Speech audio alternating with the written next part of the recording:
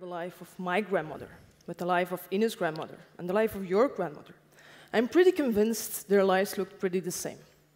My grandmother, she grew up in a small little village. She married a guy from one of the neighboring villages. They got married, 3 kids, and every summer they went to the seaside on holiday. I think both of them, my grandfather and my grandmother, had 1 or maybe 2 jobs their entire lives.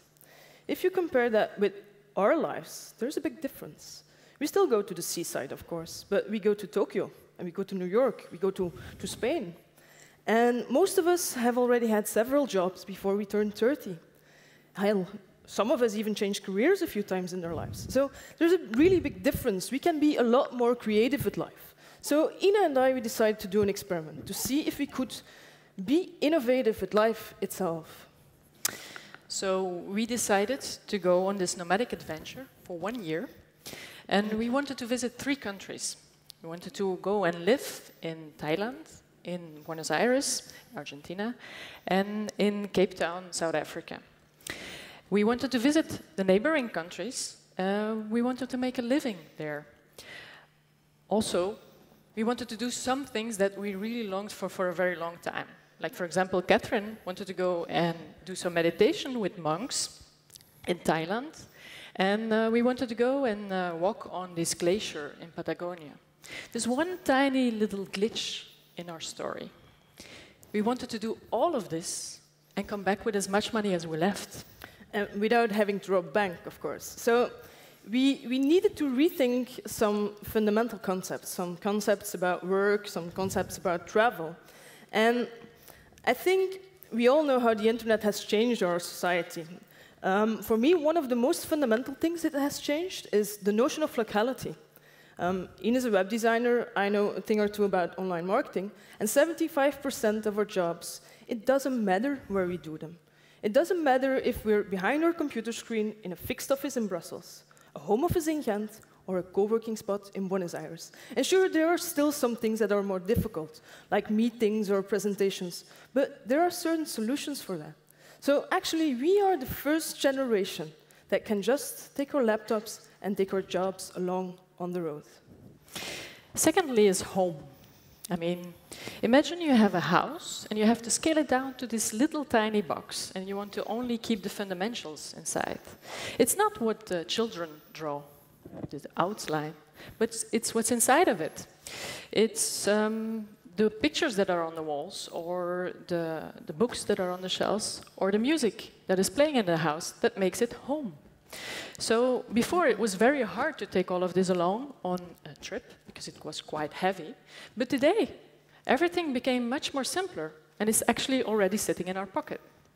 So the second necessity of being able to take your home on your back is today possible thanks to technology.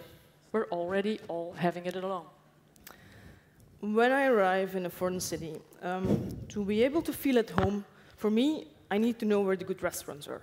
I need to be able to connect with like-minded people.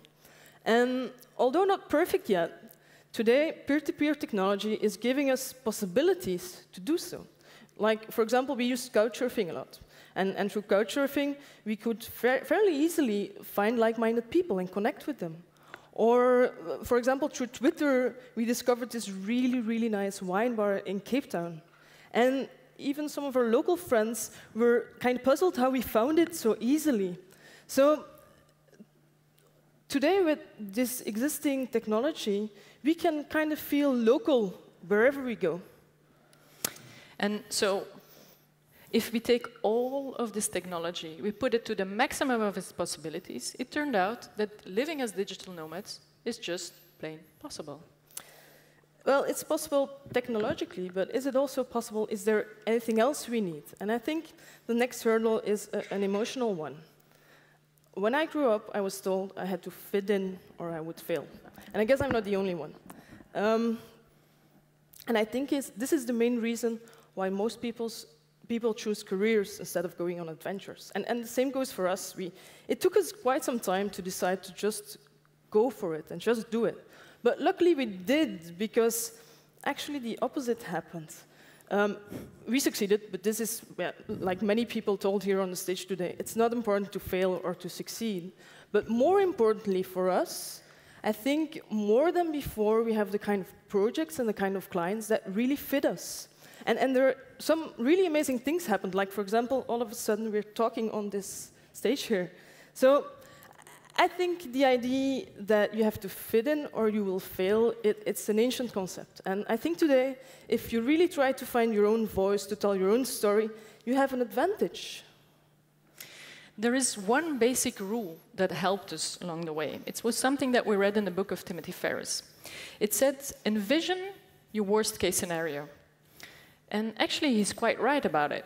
Once you know what's the worst thing that can happen to you, then you're absolutely ready to go because you formulate an answer to it.